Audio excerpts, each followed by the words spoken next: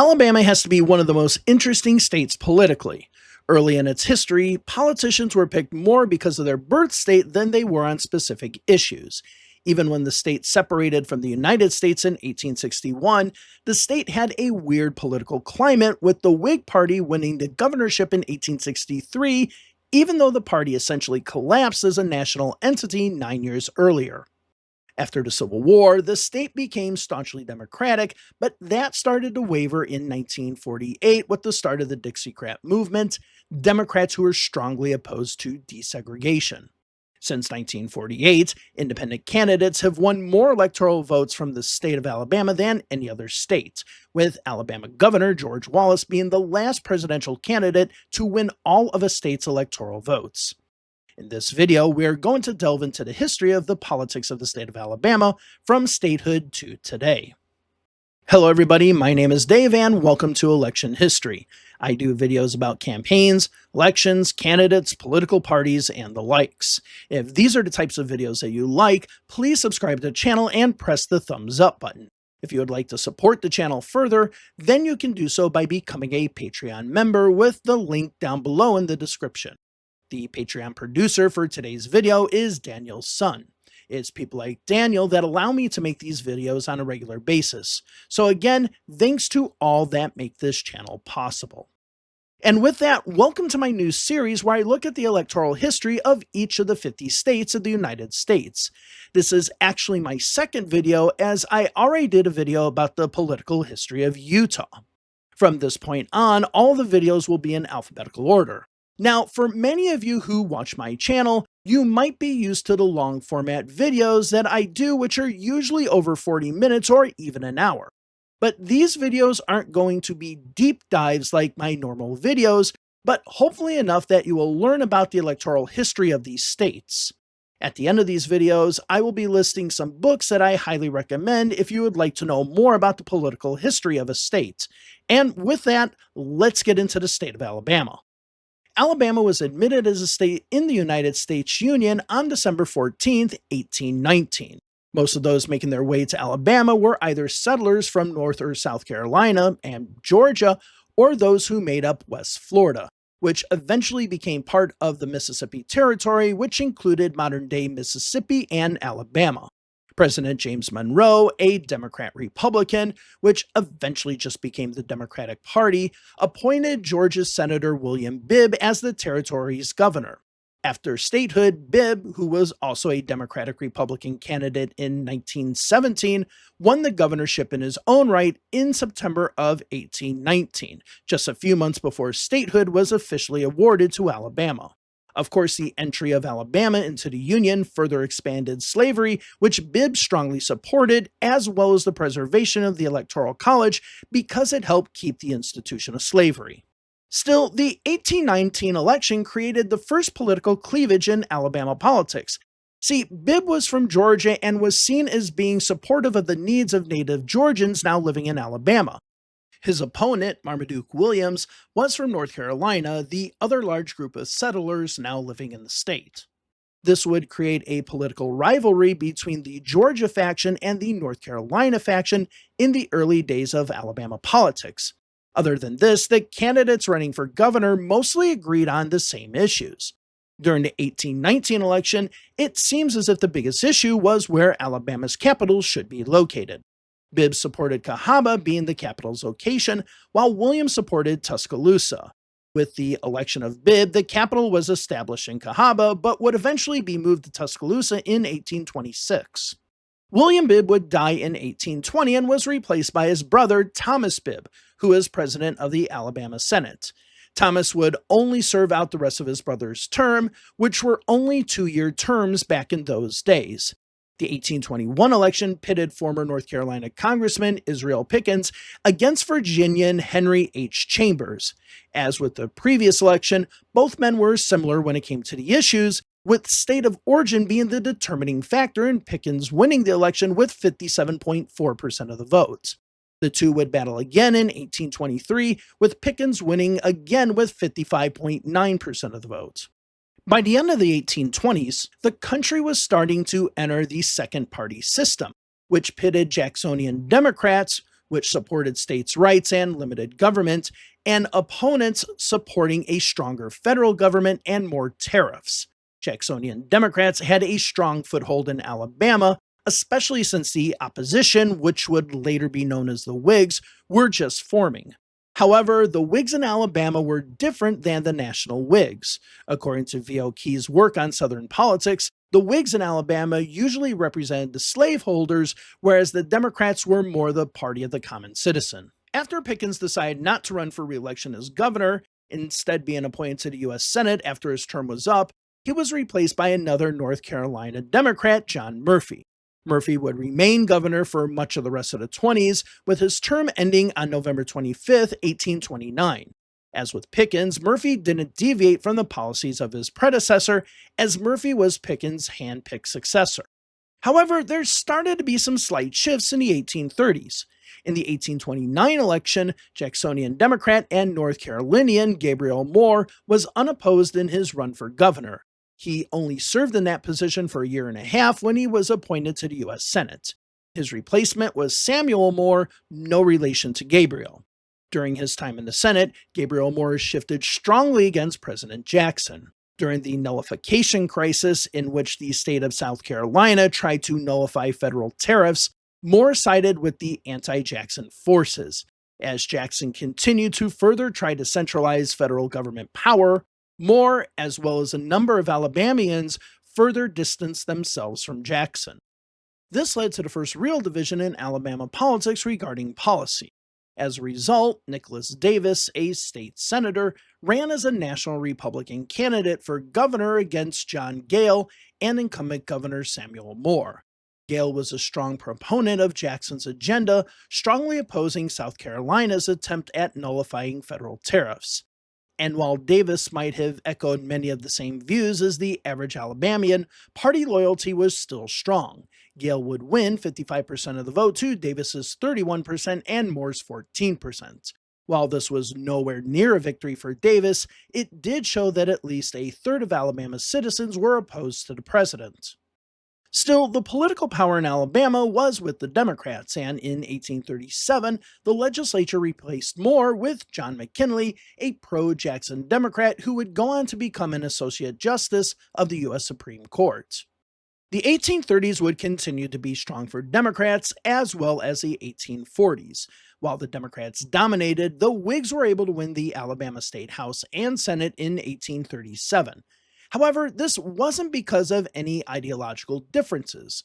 The Democratic Party nomination process in Alabama was tied up by the Democrats in the legislature for both legislative and statewide nominations.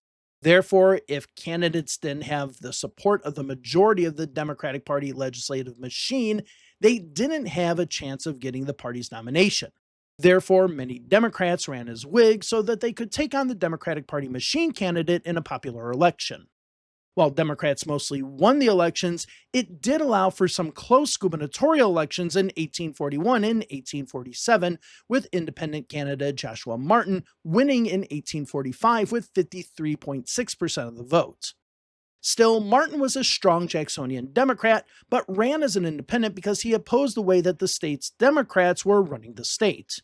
In the 1850s, the American Party, also known as the Know Nothing Party, ran a candidate in 1855 and received 42.2% of the vote. This nomination would remain until 1863, when Thomas Hill Watts, a Whig candidate for governor, defeated incumbent Governor John Gill Shorter. If you wanted to read more about this specific election, I highly recommend A War State All Over, Alabama Politics and the Confederate Cause.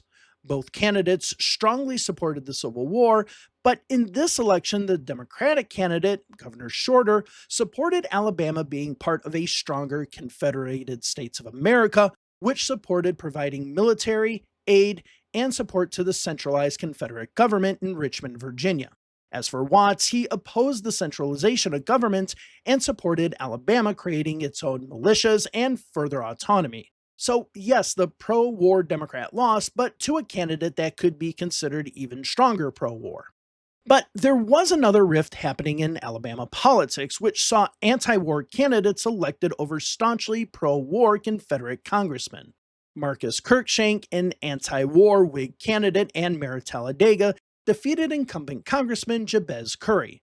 But again, it might not be for the reason you think. Cruikshank was a slave owner, and the Union victories at Vicksburg and Gettysburg were only a month old. Cruikshank felt that if the Confederacy surrendered now, that it could negotiate with the Union to keep the institution of slavery intact. So yes, those who won on a peace platform mostly did so to save slavery, not because of any loyalty to the Union. The first governor to be elected after the war, but before the process of Reconstruction, was Whig Robert M. Patton. Patton was a Stephen A. Douglas Democrat and opposed John Breckinridge's entry into the presidential election in 1860. Once elected, he helped to rebuild Alabama's economy, but also made life hard for the freedmen and women by limiting the resources that were available, as well as creating a number of obstacles to voting. Also, since the Reconstruction Acts had not been passed yet, Patton's government still prohibited blacks from voting in elections. Patton didn't seek another term and was followed by William Hughes Smith, a states' rights Democrat turned Republican who was unopposed in 1868 and the first governor under the Reconstruction Acts. Part of these acts was to enfranchise black voters and allowing blacks to run for public office in the state. However, terrorist organizations such as the Ku Klux Klan did not want this to happen.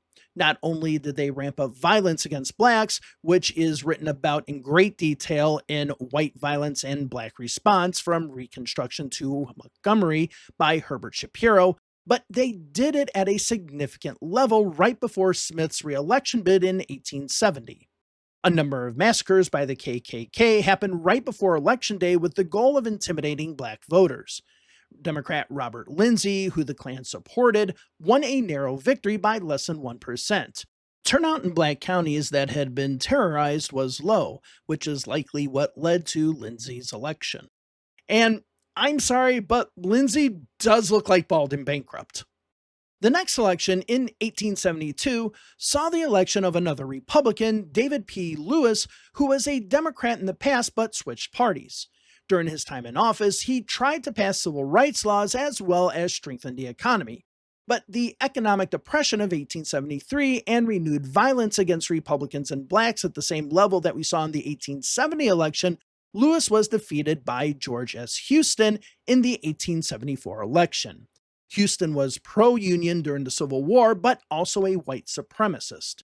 During his term, he continued to institute laws that were favorable for whites, but also tried to improve public services and the education system, of course, for whites only. And with Democrats winning both the Alabama State House and Senate, Reconstruction in Alabama effectively ended. 2 years later, in 1876, Houston won re-election as governor with Democrats winning every seat in the state Senate and 80 of the 100 seats in the state House, ending the era of Republican influence in the state for now.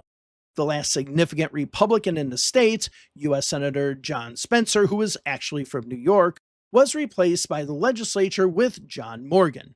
No, not that John Morgan. This essentially meant that Alabama returned to where it was before the Civil War, a Democratic Party-dominated state. However, between 1874 and the 1890s, there would be different types of Democrats in elected office. Most of the Democrats elected as governor were focused on improving the economy and rebuilding the state after the Civil War. While these post-war governors like Rufus Cobb, Edward O'Neill, and Thomas Say might not have been supportive of blacks, they also weren't going out of their way to suppress blacks either. If there was any issue that affected blacks, such as voting rights, these governors simply ignored the issue instead of passing laws to restrict them. One example was the segregation laws, which these governors said were local issues instead of state issues, thus completely ignoring them. Another thing to note is that most of these governors tried to strong-arm unions. With the rapid industrialization of the South after the Civil War, unions started popping up throughout Alabama. While some governors supported some unions, most union strikes and protests were put down, sometimes violently, by the state government. This led to the People's Party, otherwise known as the Populists, winning over 40% of the vote in 1892 1894, and the 1896 elections for governor. But things were about to change drastically. Remember John Morgan, who I mentioned earlier? He took his seat in the Senate in 1877 as the Grand Dragon of the KKK. Edmund Pettus, who you might know for the famous bridge in Selma, was appointed to the U.S. Senate in 1897. He also was a Grand Dragon of the KKK. So, Alabama's entire U.S. Senate delegation from 1897 to 1907 were former Grand Dragons of the KKK and strong white supremacists. Coincidentally, both kicked the bucket within 6 weeks of each other, meeting each other in hell around the same time. But in 1901, William Jelks became governor of Alabama after the death of Governor William Sanford. Jelks was a staunch white supremacist. He advocated for both lynchings and the removal of black citizens from Alabama. He even pardoned those who were convicted of lynching. During his time as governor, he pushed the state constitution of 1901, which legalized Jim Crow laws regarding racial segregation and disenfranchisement of black and poor white voters. Many poor whites in the past, especially in Northeast Alabama, had been opposed to the Civil War and were strongly pro-Union during the war. The Constitution also legalized a convict lease program, which allowed for convicted criminals to work for companies for free. Essentially, more blacks were convicted on false charges, convicted by a white jury, and sent to a company to work for free. The Constitution was put up for a vote to the public and passed with 57% support. The Constitution also changed the term of Alabama governor from 2 to 4 years, with Jelks winning a second term in 1902 with 73.6% of the vote. While Jelks was governor, he focused on fiscal responsibility as well as improving education in the state of Alabama, but only for whites. He specifically said that black Alabamians should not be allowed into the education system and should be working in the fields. The next governor of Alabama, B.B. Comer, who won 85.5% of the votes, led a mob during the 1874 election violence to help George Houston get elected. He and his brother led a mob of men in what was known as the Election Massacre of 1874 in Eufaula, Alabama, killing 7 and injuring at least 70 people. Comer also supported an increase in education funding, but also crushing unions. Many of these unions, which had both white and, let's be honest, black slave labor because of the convict lease program, were broken up by the state militia, as well as allowing the lynching of black labor leaders without any consequences. But starting around 1910, somewhat reform-minded Democrats started getting elected. The first governor after Comer, Emmett O'Neill, supported child labor laws, child and women's welfare laws, and improving the convict lease system. The next governor, Charles Henderson, also supported the same ideas and started to create these reform programs. The next governor, Thomas Kilby, actually worked with unions to end the Alabama coal strike of 1920, as well as tried to protect blacks from lynchings. When 2 black men were accused of assaulting a white woman, Kilby tried to put them in prison to make sure that nobody could reach them, not because he thought they were criminals. But the men were caught and lynched by a mob before they arrived at the prison. Bibb Graves, who was governor from 1927 to 1931, scrapped the convict lease program and increased taxes on wealthy utility companies. As far as the U.S. Senate, Senator Oscar Underwood, who served from 1915 to 1927, was staunchly opposed to the Ku Klux Klan and even went as far to run for president in 1924 to warn the National Democratic Party about the possible infiltration of the Klan into national politics. But with the exception of Underwood, all other candidates had support of the Ku Klux Klan, who had strong influence in Democratic Party state politics in Alabama. Democratic nominees were no longer controlled by the legislature like in the early days after statehood. Now there were primaries, with some of these initial primaries being single transfer vote primaries. Still, this was a catch-22 situation for Democratic politicians. If you wanted to be elected, you needed to win the Democratic primary. And if you didn't win the KKK over, you weren't going to win the primary.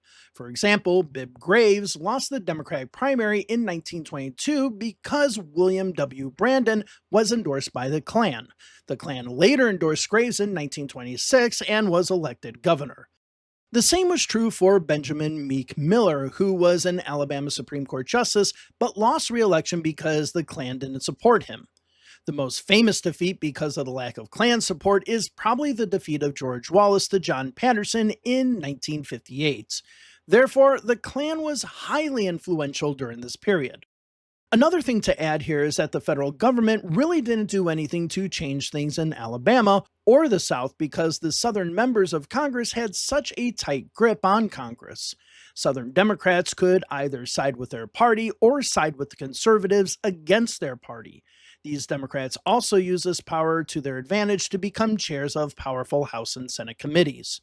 Robert Caro's book, Master of the Senate, really does a good job talking about this dynamic. But in the 1930s and 1940s, many Southern Democrats had a good working relationship with Franklin Roosevelt, even if they didn't see eye to eye on every issue. But even with that, there were governors who were purely racist, such as Chauncey Sparks, who won 88.7% of the vote in 1942. Sparks was a white supremacist and strongly supported keeping the Democratic Party an all-white party. Still, like with other governors in the past, he had a progressive record when it came to education, social services, and labor rights. He also supported both increasing the minimum wage and having minimum work hours. But the next election would shift Alabama politics. Before we get into the 1946 election, there are a few things I want to mention that is brought up by V.O. Key in his book about the South. First, because Democratic primaries essentially determined who would be governor, since Alabama was essentially a one-party state at the time, localism was prominent. Localism is the idea of voting for someone from your county or a neighboring county regardless of the issues. And as we mentioned since the beginning of this video, most of the candidates were running essentially on the same issues. The second point that Key brings up is that he describes Alabama politics as a very independent system, meaning that localism had a stronger impact. Early in the state's history, that wasn't the case, as the nomination for the Democratic Party went through the Democratic legislators. But now, with primary elections, voters stuck by their neighbors. This made the true battleground in Alabama politics the counties where no single candidate had a stronghold. That was how things were until 1946. The 1946 election can be seen as the breaking of the mold. While localism was still important, there was a shift from a geographically centered campaign to a personality-driven campaign. At this time, radio and films were used as campaign tools, which meant those who came across well on these mediums could have the upper hand when it came to campaigning. One of those who knew how to work the crowd was Big Jim Folsom. When it came to issues, Folsom was more liberal, especially when it came to the issues of civil rights, segregation, and supporting the New Deal agenda. He was probably the first true populist in Alabama politics, constantly going after moneyed interest in the states. He also traveled the state with his band, which performed shows similar to the bands in the movie Oh Brother, Where Art Thou? His opponent in the Democratic primary, Lieutenant Governor Levin Ellis, was backed by big business. In the Democratic primary, Folsom won 28.5% of the vote to Ellis's 24.4%, which led to a runoff. In the runoff, Folsom dominated with 58.7% of the votes. Again, check out V.O. Key's book for more information about this specific election. During his first term as governor, I guess that's a spoiler alert, Folsom had a paternity scandal and married somebody 19 years younger than him. But he also worked toward racial integration, making the argument not about race but about income, saying that as long as blacks were held down, all poor people would be held down as well. Overall, though maybe more progressive than the state as a whole, Folsom was considered a popular governor. But there was another change happening nationally within the Democratic Party. While the process of integrating the Army began under President Franklin Roosevelt, his successor, Harry Truman, accelerated the process. This irritated white Southerners, which led many that were delegates to the 1948 Democratic Convention walking out. They met soon afterward in Birmingham, Alabama, to form a new party called the States' Rights Democratic Party, with the main, if not the only goal being to keep the institution of segregation alive in the South. Alabama was the only state where Truman did not appear on the ballot, as he was not the official candidate of the Alabama Democratic Party. That would be Strom Thurmond, who won 79.8% of the popular vote in Alabama. Contrary to popular belief, Thurmond became a Republican in 1964, not after his 1948 defeat. But suffice to say, this was the beginning of the issue of segregation being a wedge issue in Alabama politics for the next 15 years. Folsom was followed as governor by Gordon Persons, who benefited from localism in the primary, who was also a moderate on race, making reforms like reducing the poll tax. He was also well connected in the business world and helped expand the business in the state, as well as the highway and education system. In 1954, Folsom ran again and won the primary with 51.4% of the vote, thus avoiding a runoff. Oh, and if you are wondering, at this time, no governor could run for 2 consecutive terms, which will have an interesting twist later on. Folsom's second term was even more progressive, creating a number of different agencies to help Alabamians, as well as reducing taxes on the poor while raising them on corporations, building the education system even further, and expanding roads like Persons did.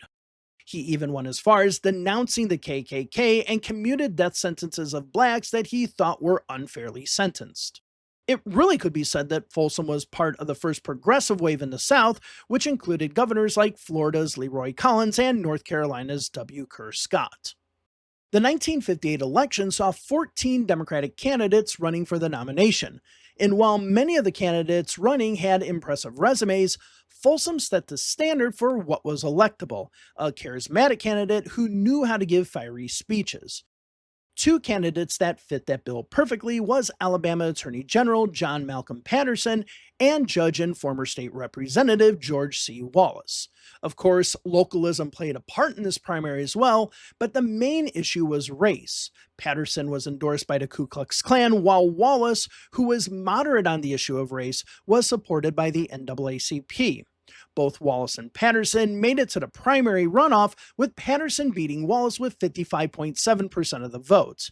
After his loss, Wallace said that he lost the election purely because of race. I'll let you go ahead and Google what Wallace said after the loss, because that would probably get this video demonetized. As with previous governors, Patterson was actually quite progressive when it came to the issues of public funding of roads, education, and health facilities. He was also a supporter of unions, as well as a supporter of John F. Kennedy for president in 1960, even after Kennedy had bailed out Martin Luther King Jr. in Atlanta. Still, when it came to race, Patterson continued to support segregation and intimidated those who supported the Freedom Riders and sit-ins that were happening around the South. While Patterson didn't necessarily use his police to attack these people, he also instructed the police not to protect them as well. And as racial tension flared up by the time of the 1962 election, George Wallace now changed course and was a staunch segregationist. The 1962 Democratic primary was also pretty full with 8 candidates, but George Wallace wasn't the only high-profile segregationist either. Bull Connor, who was the Birmingham Commissioner of Public Safety, was also in the race. But as I said earlier, Big Jim Folsom set the standard for candidates in the radio and now television era, and Connor wasn't nearly as charismatic as Wallace. And with that being said, Jim Folsom ran for governor, with many feeling like that he was the only progressive that could defeat Wallace. Ryan DeGraffenreid was a more moderate candidate from Tuscaloosa and supported racial integration. Both DeGraffenreid and Wallace made it to the runoff, knocking out Folsom and Connor. In the runoff, Wallace's support from pro-segregationist forces gave him the win in the runoff with 55.9% of the vote. But before the next gubernatorial election, there was a presidential election. Due to their opposition to the 1964 Civil Rights Act, the Alabama Democratic Party refused to put President Johnson on the ballot. Republican presidential candidate Barry Goldwater, who opposed the 1964 Civil Rights Act, won Alabama's 10 electoral votes with 69.5% of the vote. As a result, Republicans won 5 of Alabama's 8 congressional districts, with 3 of them being reelected in 1966. And even though these candidates were opposed to the Civil Rights Act, they didn't make race a front and center issue. They were more the businessman types and members of the local Rotary Club. Their focus was more on fiscal responsibility than civil rights. Essentially, while the Democratic primaries were basically focused on race only, the Republicans moved beyond race and spoke about good governance. Now, I don't want to go in depth when it comes to Wallace's time as governor, as this video is more about the electoral political history of Alabama. And if you want to read more about Wallace's time as governor, I highly recommend Politics of Rage by Dan T. Carter, easily the best book about George Wallace. But suffice to say, Wallace was quite similar to Patterson, spending a lot of money on public programs as well as being a strong segregationist, which not only gave him a local platform but a national platform as well. Wallace became the national face of the segregationist South. By the end of his term, Wallace was quite popular, but he couldn't run again. He asked for a change in the Constitution to allow him to run for a second consecutive term, but the Alabama legislature refused. While many legislators might have supported Wallace when it came to issues, localism still existed and many saw themselves as being the next governor of Alabama. With that, Wallace took a page out of the old Texas playbook, when former Texas Governor James Ferguson couldn't run for re-election and instead had his wife, Ma Ferguson, run in his place. Wallace would do the same thing by having his wife, Lurleen Wallace, run for governor. For most Alabamians, they knew that this was simply an extension of George Wallace seeking a consecutive term, and they weren't really bothered by it. However, Lurleen had been suffering from cancer for a number of years. The campaign for governor took a lot of energy out of her, making it hard for her to keep a regular campaign schedule. Sometimes, regardless of how Lurleen felt, George would force her to make campaign speeches so that he could continue his political ambitions. Still, regardless of this, Lurleen was a very popular person in the state of Alabama. When the primary came, which had 10 candidates including former governors Jim Folsom and John Patterson, Lurleen Wallace won with 54% of the vote.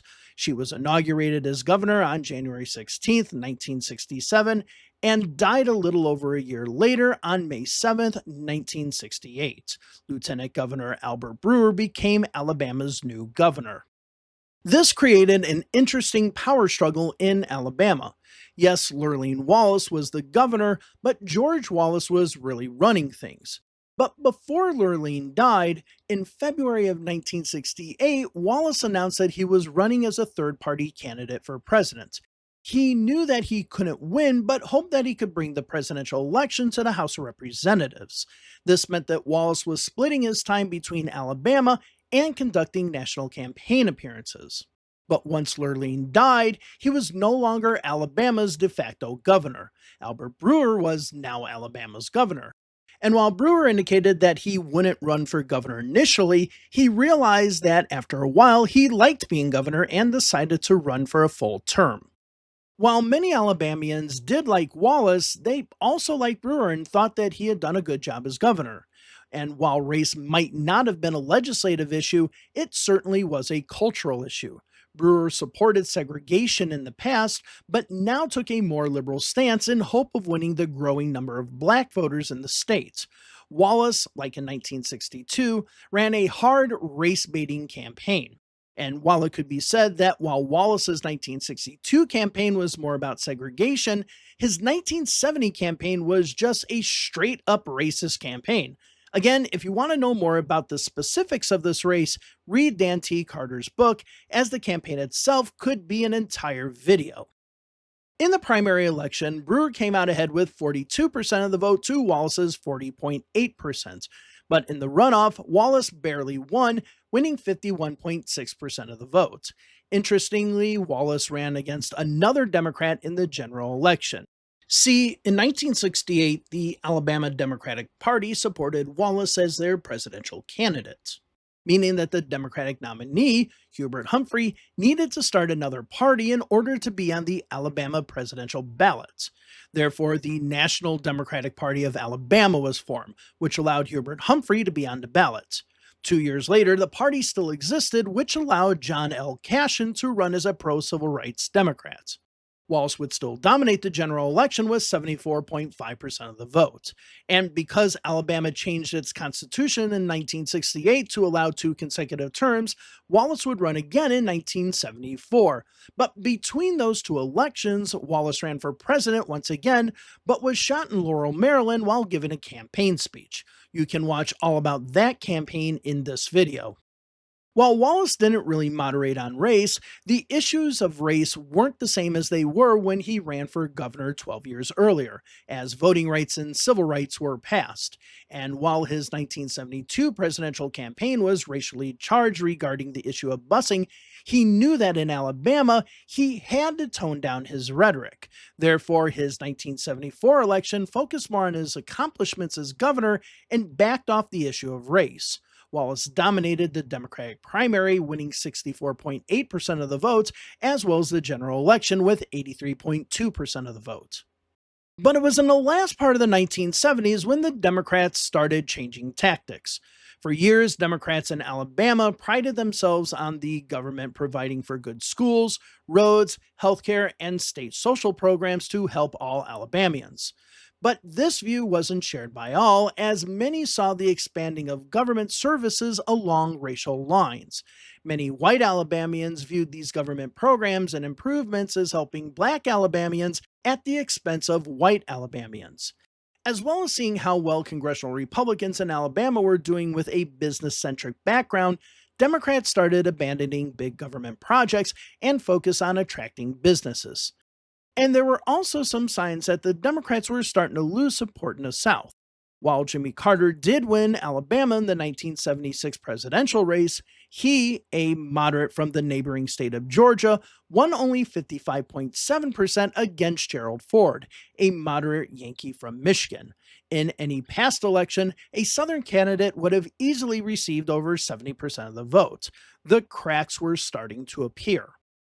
But back to the governor's race.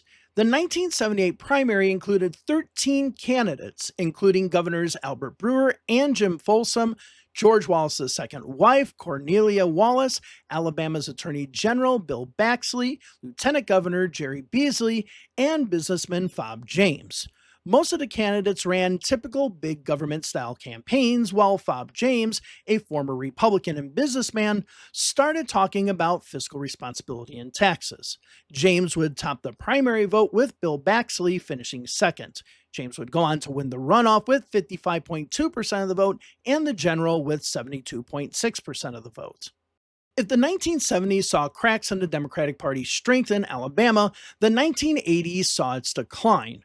During the 1980 presidential election, Ronald Reagan won Alabama by only 1.3%. Brought in with Reagan was newly elected U.S. Senator Jeremiah Denton, who is a well-known POW in Vietnam who famously Morse-coded the words torture when he was being interviewed.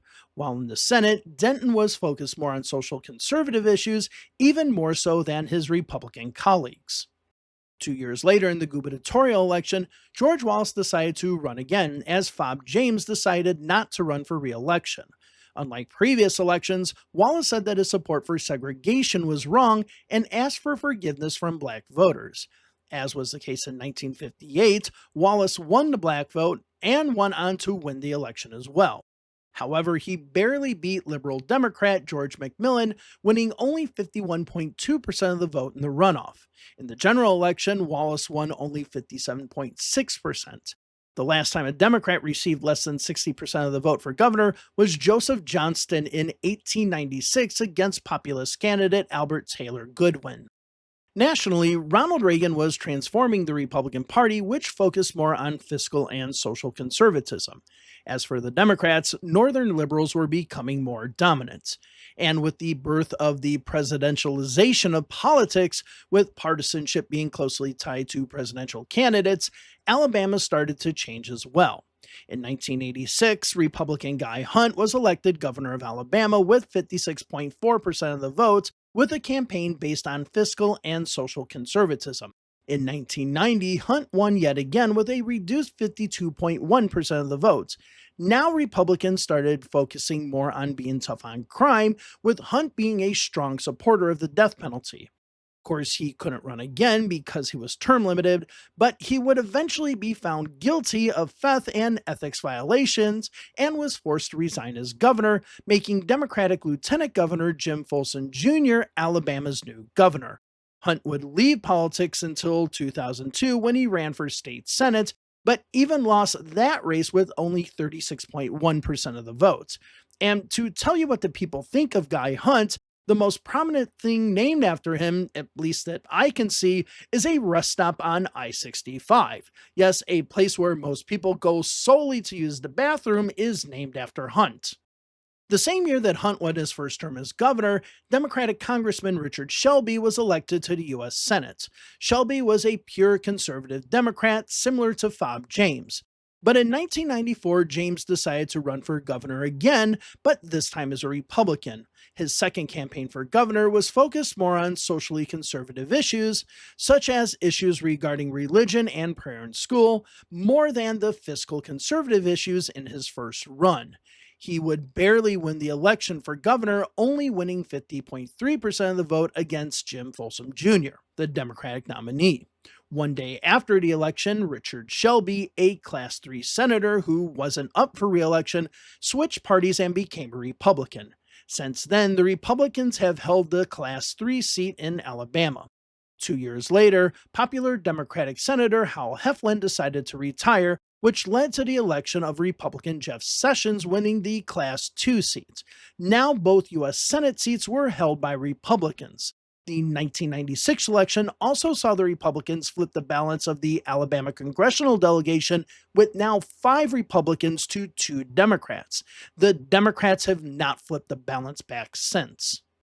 In 1998, Fob James decided to run for re-election, but since his second term was focused more on issues of the religious right, which were becoming more prominent, James's Republican opponent, Winston Blunt, attacked him for what he considered fiscal recklessness while he was governor.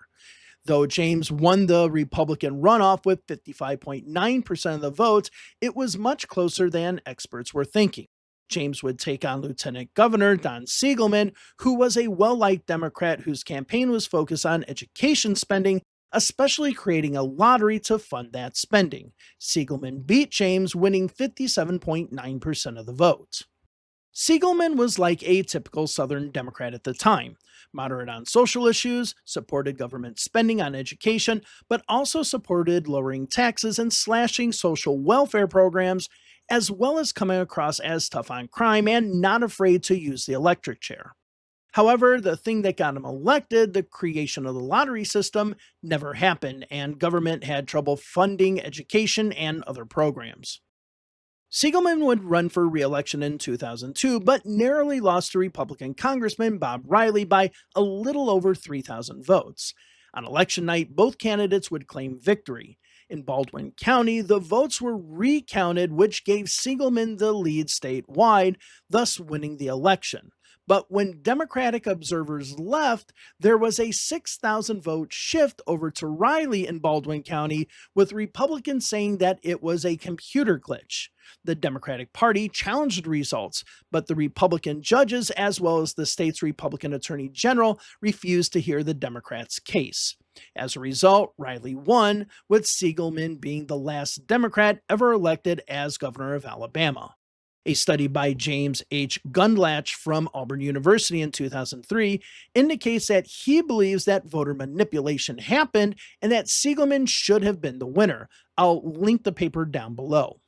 By this time, the Democrats were all but defeated in Alabama, though they still did have the state House and Senate.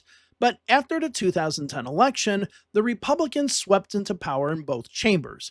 The Democrats have not been able to capture either chamber since, with the Republicans now having a supermajority in both chambers. However, there is one last bright spot for the Democrats, and that's the 2017 special election when Doug Jones was elected to the U.S. Senate to replace Jeff Sessions, who was now the U.S. Attorney General. I wouldn't say that Jones won it as much as the Republicans lost it. The Republican nominee was Roy Moore, an extremely staunchly social conservative Republican who placed the Ten Commandments in front of the Alabama Supreme Court while he was Chief Justice of that body. Not only did he run as a religious conservative, but many also considered him racially intolerant as well. But that isn't what sank his campaign. It was reported that when Moore was in his 20s and 30s, he would date and do more with girls as young as 14 years old. A number of women came forward and even showed the media their high school yearbooks that Moore had signed. Instead of denying the allegations, Moore said that he asked their parents for permission to date them. Yeah, that's about the worst answer that you could come up with. Anyway, the race really became a choice between electing a PDF file or a Democrat. Doug Jones narrowly won the election, winning 50% to Moore's 48.3%. 3 years later, Jones would lose to the dumbest U.S. Senator in my lifetime, Tommy Tuberville, winning only 39.7% of the vote. As far as the history of the state since 2010, nothing has really changed. With the exception of Jones being elected to the U.S. Senate in the special elections, Republicans have had a stronghold on both state and federal elections. The Democrats did get a break in 2023 when the U.S. Supreme Court ruled in Allen v. Milligan that the 2021 congressional maps violated Section 2 of the Voting Rights Act. This created another Democratic seat, with Shamari Figures winning for the Democrats in 2024. And that's it. That's a brief overview of the electoral history of Alabama. I'll admit it was a little longer than the 20 minutes that I had planned. Still, smaller states like our next state, Alaska, will be much shorter. But before we go, let me remind you of some of the books to read if you want to know more about the history of Alabama politics.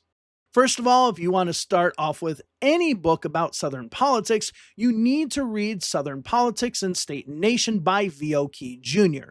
Not only is this book informative about early 20th century Alabama and Southern politics, but also important in political science because of the concept of localism. Another book is Politics of Rage by Dan T. Carter, which gives a really in-depth look at the career of George Wallace. One last book I want to recommend is A War State All Over, Alabama Politics and the Confederate Cause by Ben Severance, which dives deep into the 1863 gubernatorial and congressional elections. Again, I want to thank you all for joining me. If you would like to support the channel, please go over to my Patreon in the description and click on the link and join today, and I will see you in Alaska. Bye for now.